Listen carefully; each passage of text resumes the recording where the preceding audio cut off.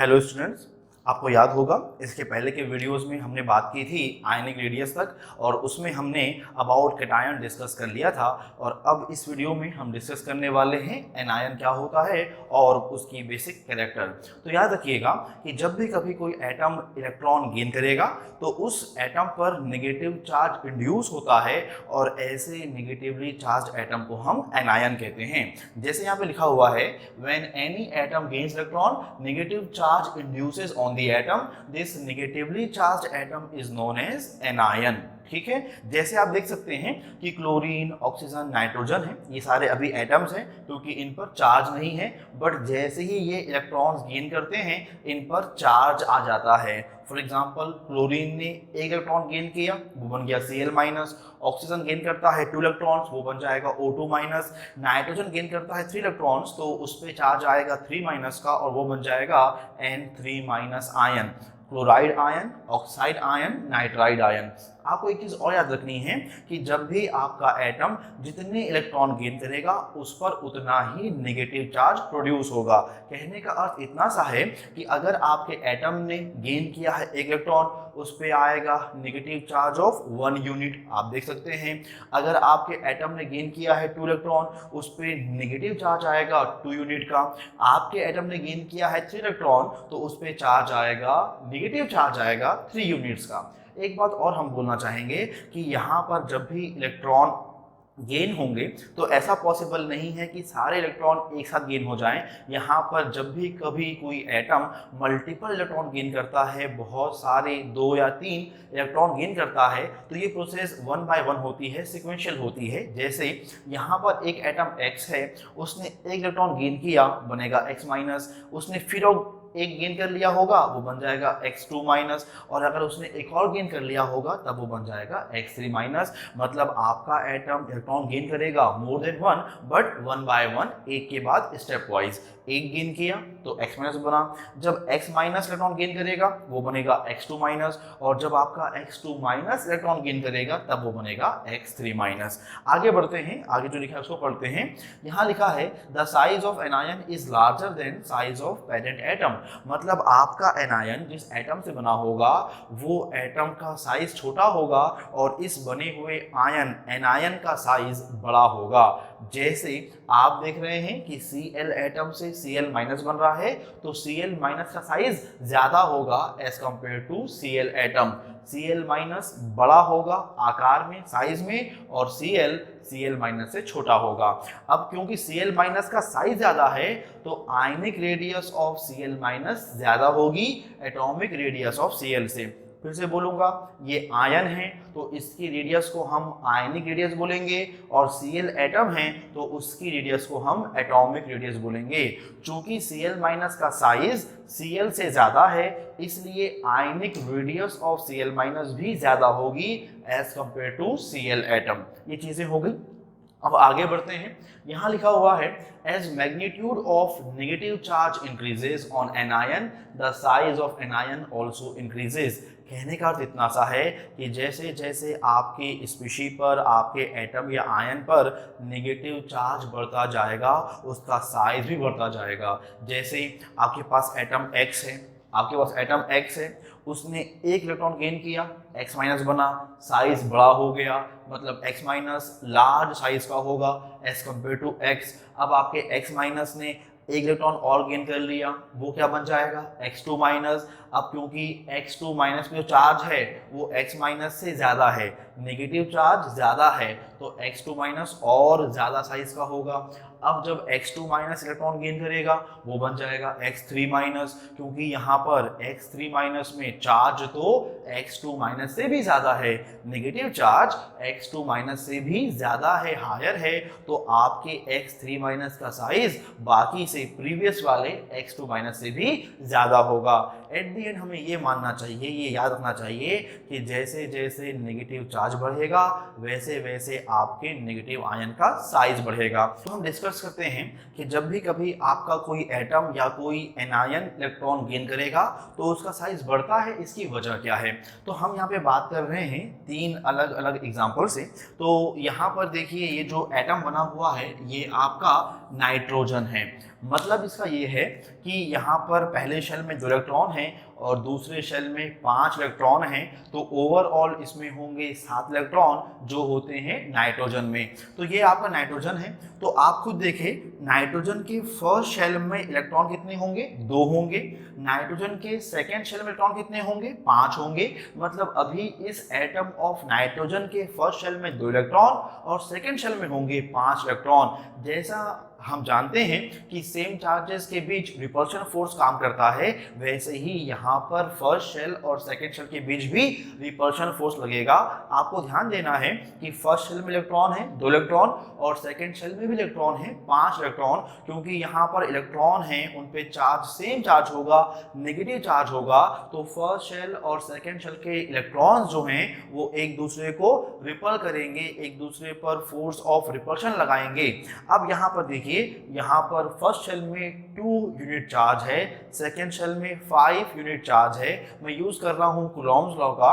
तो Coulomb's law में क्या कहा गया है? फोर्स ऑफ रिपल्शन और attraction is proportional to product of magnitude of charges Q1 Q2। तो Q1 मान लेते हैं चार्ज ऑन फर्स्ट शेल और Q2 मान लेते हैं चार्ज ऑन सेकेंड शेल। तो F proportional to 2E into 5E। यहाँ पर 2 और 5 क्या है? नंबर ऑफ इलेक्ट्रॉन, और E क्या है? E है चार्ज प्रेजेंट ऑन 1 इलेक्ट्रॉन। तो F प्रोपोर्शनल टू क्या आ गया?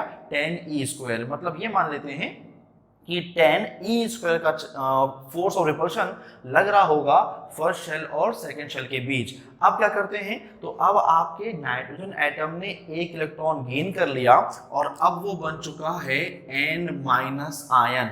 मतलब पहले आउटर मोस्ट शेल में 5 इलेक्ट्रॉन थे, अब एक और गेन किया गया है, तो अब आउटर मोस्ट शेल में आ चुके होंगे 6 इलेक्ट्रॉन और ये वाला इलेक्ट्रॉन हमने गेन कर लिया, ऐसा हम मान लेते हैं।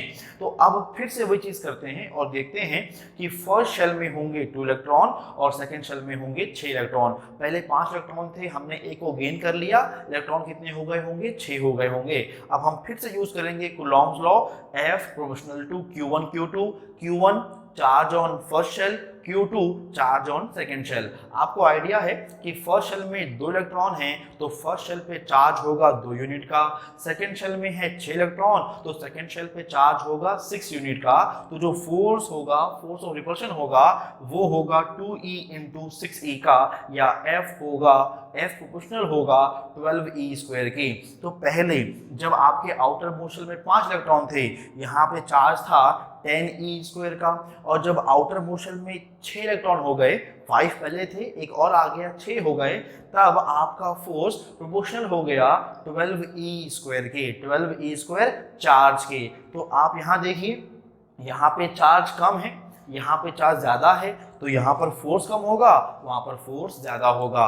कहने का अर्थ इतना सा है कि जब आपका एटम इलेक्ट्रॉन गेन करता है तो उसके आउटर मोस्ट शेल में नंबर ऑफ इलेक्ट्रॉन बढ़ते हैं, जिससे आउटर मोस्ट शेल पे चार्ज ड्यू टू इलेक्ट्रॉन बढ़ता है। और अब इससे ये होगा कि जैसे ही चार्ज बढ़ेगा वैसे ही दोनों शेल के बीच लगने वाला फोर्स ऑफ रिपल्शन भी बढ़ जाएगा। फिर से बोल रहा हूं, जब कोई एटम इलेक्ट्रॉन गेन करेगा तो उसके आउटर मोस्ट शेल में नंबर ऑफ इलेक्ट्रॉन इंक्रीज होगा, because of which outer most shell पर charge due to electrons, negative charge भी इंक्रीज होगा। और अगर चार्ज इंक्रीज हो रहा हो तो last shell, outer most shell और उसके एक पहले वाले शेल, जिसको हम बोलते हैं पेनअल्टीमेट शेल, के बीच लगने वाला फोर्स ऑफ रिपल्शन भी बढ़ता है।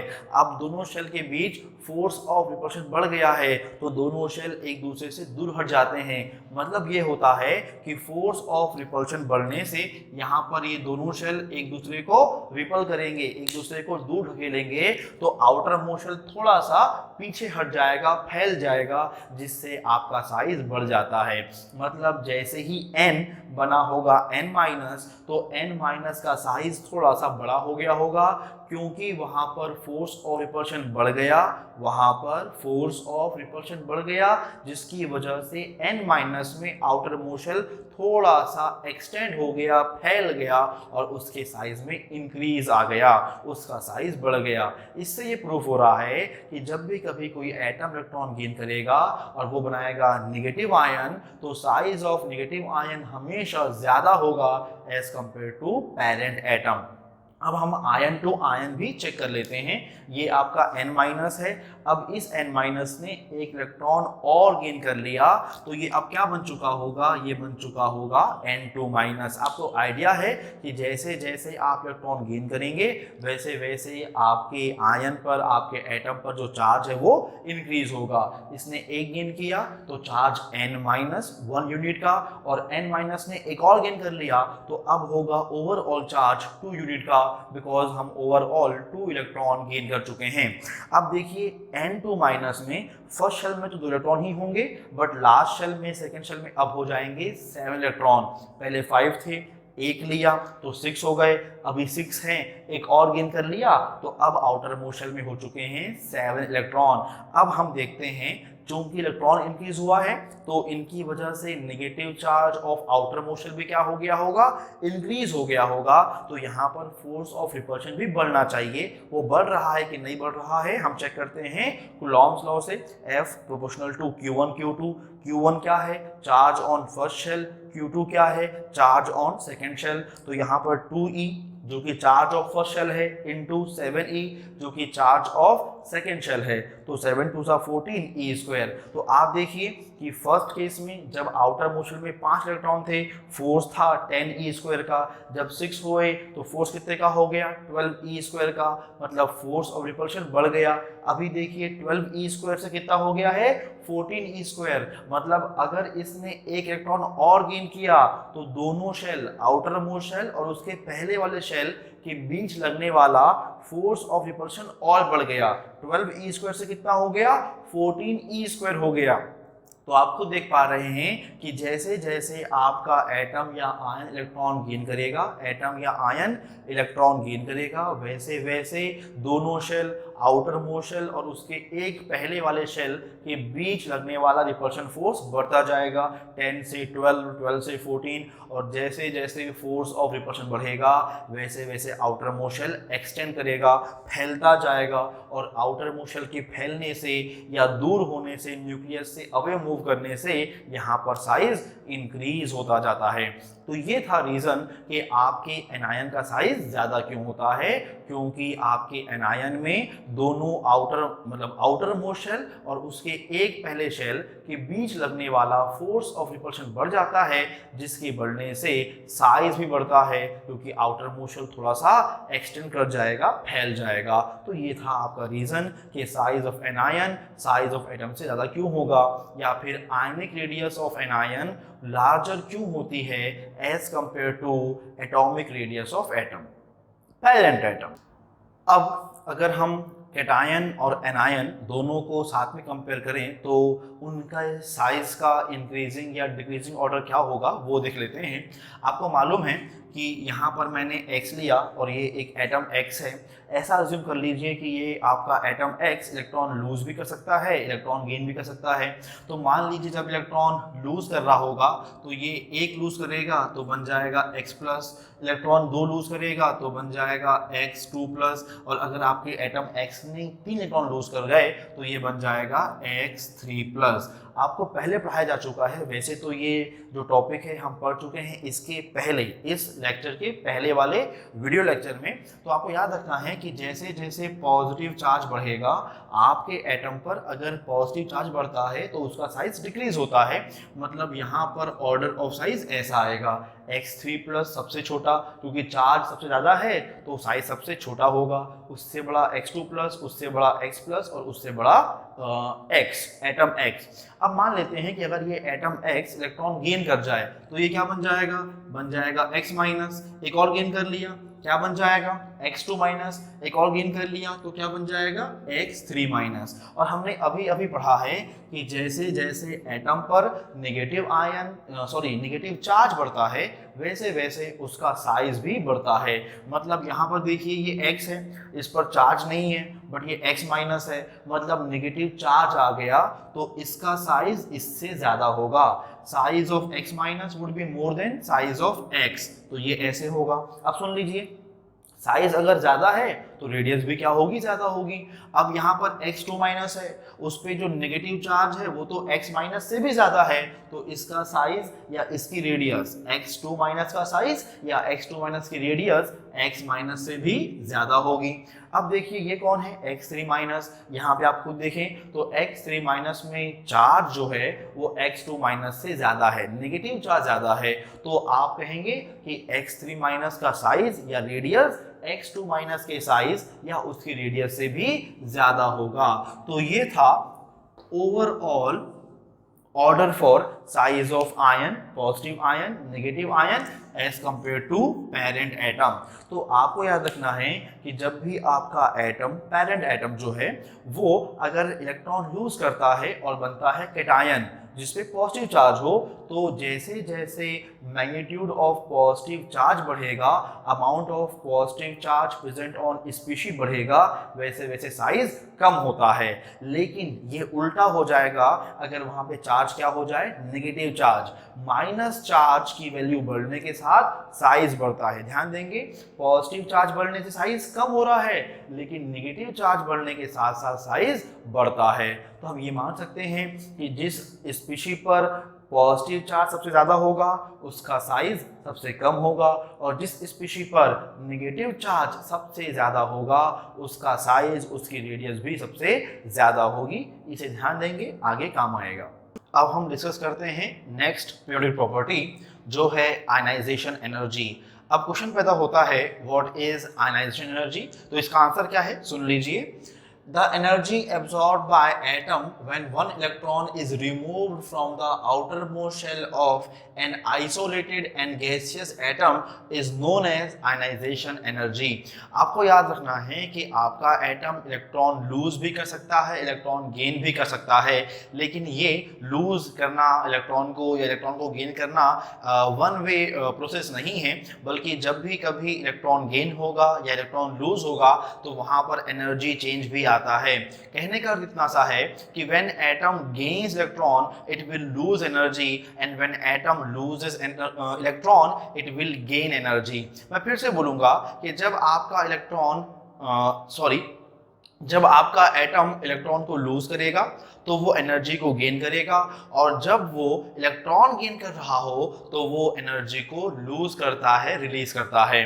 तो यहाँ पर याद रखिएगा कि जब भी कभी आपका एटम इलेक्ट्रॉन लूज करता है तो वो एनर्जी को एब्जॉर्ब करता है, and the absorbed energy is known as ionisation energy. जब भी कभी हम किसी एटम के आउटर मोस्ट शेल से एक इलेक्ट्रॉन को रिमूव करेंगे तो एटम जितनी एनर्जी एब्जॉर्ब करेगा उस एनर्जी को आयनाइजेशन एनर्जी कहते हैं। बट यहाँ पर कुछ कंडीशन है कि आपका एटम आइसोलेटेड और गैसियस होना चाहिए, मतलब आपका एटम सॉलिड फेज में या फिर लिक्विड फेज में नहीं होना चाहिए, बल्कि उसे गैसियस स्टेट में होना चाहिए, तभी absorb energy during release of electron will be known as ionization energy। एक बात और, यहाँ पर वर्ड लिखा हुआ है आइसोलेटेड। कहने का अर्थ ऐसा है कि आपके पास अगर एक ही तरह के बहुत सारे एटम्स हो तो उनको साथ में नहीं लेना है, बल्कि आपको किसी एक एटम को सेपरेट करना है। एक एटम ऐसा लेना है जो बाकी सारे एटम से सेपरेटेड हो, अलग थलग हो, अकेला हो। तो इस अकेले एटम को जिस पर हम एनर्जी देकर इलेक्ट्रॉन निकालने वाले हैं, उस अकेले एक एटम को हम आइसोलेटेड एटम कहते हैं। तो याद रखिएगा कि आपके पास जो एटम होगा उसे आइसोलेटेड मतलब बाकी एटम से अलग, और उसे गैसियस फेज में, गैसियस स्टेट में होना आवश्यक है। आगे बात करते हैं, ionisation energy is also called ionisation potential और आयनाइजेशन एंथैल्पी। मतलब हम आयनाइजेशन एनर्जी को या तो आयनाइजेशन पोटेंशियल या आयनाइजेशन एंथैल्पी भी कह सकते हैं। हिंदी में इसे आयनन ऊर्जा कहा जाता है। अब आपको याद रखना है कि आयनाइजेशन एनर्जी को इन शॉर्ट हम कई बार केवल IE लिख देते हैं। IE का अर्थ क्या होगा, आयनाइजेशन एनर्जी, और याद रखना है इसकी जो यूनिट है वो यूजुअली किलो जूल पर मोल या किलो कैलोरी पर मोल होती है। यहाँ पर देखिए ये आपका एटम है, ये न्यूक्लियस है, ये इलेक्ट्रॉन है। अगर आप इस इलेक्ट्रॉन को बाहर निकालना चाहते हो तो आपको एटम को एनर्जी प्रोवाइड करनी होगी। अब देखिए ये आपका एटम X है, इसने IE आयनाइजेशन एनर्जी एब्जॉर्ब किया और इलेक्ट्रॉन लूज कर गया और जो बना है X+ वो आपका कैटायन है। तो जब भी कभी आपका एटम एनर्जी एब्जॉर्ब करेगा बदले में वो इलेक्ट्रॉन को लूज कर जाएगा। इलेक्ट्रॉन लूज करने के बाद आपका एटम खुद पॉजिटिव आयन या कैटायन में कन्वर्ट हो जाता है, चेंज हो जाता है। अब याद रखिए कि हम सीक्वेंशियल ऑर्डर में एक साथ कई इलेक्ट्रॉन, एक के बाद एक कई इलेक्ट्रॉन लूज कर सकते हैं। जैसे ये आपका एटम X है, इसने फर्स्ट टाइम एनर्जी गेन किया, इलेक्ट्रॉन लूज कर गया, क्या बन गया X+। तो the energy required to remove first electron will be known as first ionisation energy. IE1 लिखते हैं इसे और क्या कहते हैं, first ionisation energy. The amount of energy to remove first electron from the outer most shell will be first ionisation energy IE1। अब ये आपका X+ बन चुका है। अब यदि आप इसमें से एक और इलेक्ट्रॉन रिमूव करोगे तो आप जो एनर्जी दोगे उसे IE2 कहा जाएगा। IE2 is second ionisation energy. The amount of energy required by atom to lose second electron after removal of first electron from outermost shell will be known as second ionization energy। और आपका जो X+ था एक और electron lose करने के बाद अब वो X2+ बन जाएगा। यदि आप इसके बाद और इलेक्ट्रॉन लूज करवाना चाहो, मतलब X2+ से भी एक इलेक्ट्रॉन रिमूव कर दो, तो उस टाइम पर जो एनर्जी एब्जॉर्ब होगी बाय एटम उसे कहा जाएगा IE3 and IE3 would be third ionisation energy. ये क्या होगा, the amount of energy absorb by the atom required by the atom to remove third electron from the outermost shell of any atom will be known as third ionization energy। वैसे मैं atom कह रहा हूं but वो better way क्या होगा बोलने का कि X2+, मतलब आयन से आपको थर्ड इलेक्ट्रॉन निकालना था। फर्स्ट एटम कहां से आएगा, एटम से। फर्स्ट इलेक्ट्रॉन कहां से रिमूव होगा, एटम से। सेकेंड रिमूव होगा X+ आयन से और थर्ड इलेक्ट्रॉन रिमूव होगा X2+ आयन से।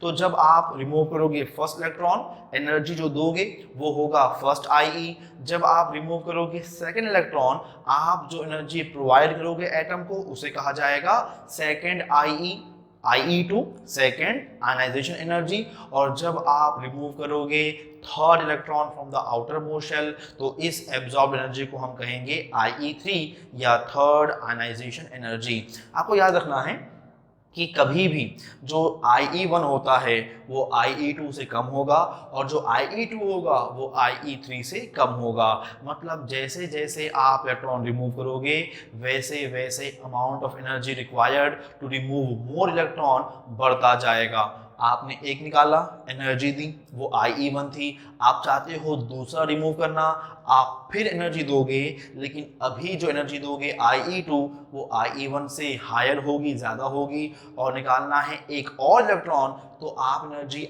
IE3 दोगे जो IE3 IE2 से भी ज़्यादा होगा। ठीक है, अच्छा सुनिए, अब आपको मालूम है कि हमारे पीरियोडिक टेबल में बहुत सारे ग्रुप हैं, फर्स्ट ग्रुप है, सेकंड ग्रुप है, इवन और भी ग्रुप हैं। तो एक बेसिक जो कंपैरिजन है आप अगर देखोगे टेबल में तो आपको आइडिया हो जाएगा कि अगर आपके पास फर्स्ट ग्रुप का कोई भी एलिमेंट हो तो उसके लिए IE1 की वैल्यू तो लो होती है बट IE2 की वैल्यू वेरी हाई होती है। फॉर एग्जांपल मैंने सोडियम लिया तो सोडियम जो है वो फर्स्ट ग्रुप का एलिमेंट है, उसके लिए फर्स्ट IE का जो वैल्यू है वो अराउंड 495 है, जो लो कह सकते हैं क्योंकि सेकेंड IE की जो वैल्यू है वो 4562 किलो जूल पर मोल है। आप इन दोनों में कंपैरिजन करिए, ये 495 है और ये 4562 है। मतलब सेकेंड इलेक्ट्रॉन रिमूव करवाना फ्रॉम सोडियम एटम बहुत डिफिकल्ट है। ऐसा क्यों, तो सुन लीजिए, जो सोडियम है उसके पास होते हैं 11 इलेक्ट्रॉन। फर्स्ट शेल में 2 इलेक्ट्रॉन, सेकेंड शेल में 8 इलेक्ट्रॉन और थर्ड शेल में 1 इलेक्ट्रॉन। चूंकि आउटर मोस्ट शेल में एक ही इलेक्ट्रॉन है उसको लूज करना काफ़ी आसान होगा, इसीलिए IE1 की वैल्यू काफ़ी कम होगी। लेकिन जैसे ही आपका सोडियम आउटर मोस्ट शेल का थर्ड शेल का एक इलेक्ट्रॉन रिमूव कर जाएगा, आउटर मोस्ट शेल ही तो थर्ड शेल है ना सोडियम के लिए, वहां से वो एक इलेक्ट्रॉन लूज कर जाएगा तो अब जो सेकेंड शेल है वो बन जाएगा आउटर मोस्ट शेल। और अगर आपको एक और इलेक्ट्रॉन निकालना है तो वो आप कहाँ से रिमूव करोगे? सेकेंड शेल से, जिसमें इलेक्ट्रॉन कितने हैं? 8 हैं। आपको पता है इलेक्ट्रॉन 8 होने पर वो शेल क्या होगा? हाईली स्टेबल होगा, और हाईली स्टेबल कॉन्फ़िगरेशन से इलेक्ट्रॉन निकालना क्या होगा? बहुत मुश्किल होगा। सोडियम ने जैसे ही 1 इलेक्ट्रॉन लूज किया होगा उसका आउटर मोस्ट शेल कंप्लीट हो गया, वो स्टेबल कॉन्फ़िगरेशन को अचीव कर गया है। अब वो ना इलेक्ट्रॉन गेन करना चाहेगा ना इलेक्ट्रॉन लूज करना चाहेगा, बट फिर भी अगर आप फोर्स करोगे उसे एक और इलेक्ट्रॉन लूज करने के लिए, तो इस प्रोसेस के लिए आपको वेरी हाई एनर्जी देनी पड़ेगी, जो यहां पर से नजर भी आ रहा है कि फर्स्ट इलेक्ट्रॉन निकालना आसान है और सेकंड निकालना काफी मुश्किल है। इसी प्रकार सेकंड ग्रुप के लिए IE1 की वैल्यू लो होगी, IE2 थोड़ा सा ज्यादा होगा। यहाँ पर IE1 लो है तो IE2 क्या हो? थोड़ा सा ज्यादा होगा, बट IE3 वेरी हाई होगा। कैसे? एग्जाम्पल है मैग्नीशियम। मैग्नीशियम के लिए फर्स्ट IE की वैल्यू 737 किलो जूल है, सेकेंड IE की वैल्यू 1450 किलो जूल है, ये 700 के आसपास, ये 1400 के आसपास दुगुना है, बट ठीक है आगे देखते हैं। जो थर्ड IE है वो 7732 है। तो आप देखिए कि फर्स्ट और सेकेंड IE में जो डिफरेंस है वो थोड़ा पास पास है, डिफरेंस कम है, बट सेकेंड IE और थर्ड IE में डिफरेंस बहुत ज़्यादा है, एबनॉर्मल डिफरेंस है। तो जब भी कभी आप IE के वैल्यूज़ में एबनॉर्मल डिफरेंस देखो तो समझ जाना कि जहाँ पर भी एबनॉर्मल डिफरेंस आया है उसका अर्थ ये है इलेक्ट्रॉन रिमूव हुआ है स्टेबल कॉन्फ़िगरेशन से, मतलब 8 इलेक्ट्रॉन आ चुके थे फिर लूज हुआ। तो आप देखो 737 1450 आसपास है, 1450 7732 यहाँ पर डिफरेंस बहुत ज़्यादा है। तो मैं समझ जाऊँगा कि यहाँ पर इस तक पहुंचने के बाद, मतलब 1450 से 7732 पहुंचने पर मैं ये पा रहा हूं कि डिफरेंस क्या है? एबनॉर्मल है। इसका अर्थ ये हुआ कि थर्ड IE वेरी हाई इसीलिए होगा क्योंकि थर्ड इलेक्ट्रॉन को निकालना बहुत मुश्किल है। और बहुत मुश्किल कब होगा इलेक्ट्रॉन निकालना? जब इलेक्ट्रॉन 8 इलेक्ट्रॉन के सेट में हो। मतलब मैं जान जाऊंगा कि यहाँ पर फर्स्ट को निकालना आसान, सेकंड को निकालना आसान क्योंकि वैल्यूज कम कम हैं, थर्ड निकालना मुश्किल है क्योंकि वैल्यू हाई है। और वो हाई क्यों है? क्योंकि जो थर्ड इलेक्ट्रॉन है ना वो कहाँ से बाहर आ रहा होगा? ऑक्टेट से बाहर आ रहा होगा, इलेक्ट्रॉनों के अष्टक से बाहर आ रहा होगा। तो थर्ड इलेक्ट्रॉन कहाँ पे रहा होगा? 8 इलेक्ट्रॉन के सेट में रहा होगा। ये दो आसानी से बाहर क्यों आए? क्योंकि ये आउटर मोस्ट शेल के होंगे। आउटर मोस्ट शेल में क्या रहे होंगे? 2 इलेक्ट्रॉन, पहला बाहर आया दूसरा बाहर आया। अब जो इलेक्ट्रॉन हैं वो कहाँ पर पहुंच जाएंगे? जैसे ही आपको मालूम होगा कि मैग्नीशियम के पहले शेल में 2 इलेक्ट्रॉन, दूसरे शेल में 8 इलेक्ट्रॉन और तीसरे शेल में क्या होते हैं? 2 इलेक्ट्रॉन। तो ये देखिए यहाँ से फर्स्ट रिमूव हुआ इजीली, सेकेंड रिमूव हुआ इजीली, और जब ये दोनों रिमूव हो चुके हैं तो अब आउटर मोस्ट शेल कौन सा बन गया होगा? Second shell. दोनों इलेक्ट्रॉनों के रिमूव होने के बाद third shell outer most shell नहीं रहा, अब आपका सेकेंड शेल बन गया आउटर मोस्ट शेल जिसमें है 8 इलेक्ट्रॉन जो काफी स्टेबल है। अब वहां से इलेक्ट्रॉन निकालना डिफिकल्ट होगा, बहुत डिफिकल्ट होगा, और अगर आप निकालना चाहोगे तो आपको very high value of energy provide करनी होगी। तो जब वेरी हाई वैल्यू आ जाए, डिफरेंस बहुत ज्यादा आ जाए, तो समझ जाना इलेक्ट्रॉन रिमूव हो रहा होगा या ट्राई किया जा रहा होगा स्टेबल कॉन्फ़िगरेशन, मतलब ऑक्टेट से। इलेक्ट्रॉनों का अष्टक क्या है? आपका स्थायी विन्यास है, स्टेबल कॉन्फ़िगरेशन है। तो इसको आपको ऐसे देखना होगा। जब भी अभी आपको वैल्यू दे दिया हो और बोला जाए कि बताइए कि आउटर मोस्ट शेल में इलेक्ट्रॉन 2 हैं, 3 हैं कि 4 हैं, तो आपको देखना है कि बहुत ज़्यादा डिफरेंस कहाँ पे आया। जैसे यहाँ पर देखो सेकंड के बाद डिफरेंस बहुत ज़्यादा है, मतलब आप वहाँ से सिर्फ 2 इलेक्ट्रॉन निकाल सकते हो। देखिए थर्ड IE में पहुंचे, डिफरेंस क्या है? बहुत ज़्यादा, मतलब थर्ड निकालना डिफिकल्ट है, ऑलमोस्ट इम्पॉसिबल है, नेक्स्ट टू इम्पॉसिबल है। तो निकालना कितना आसान होगा?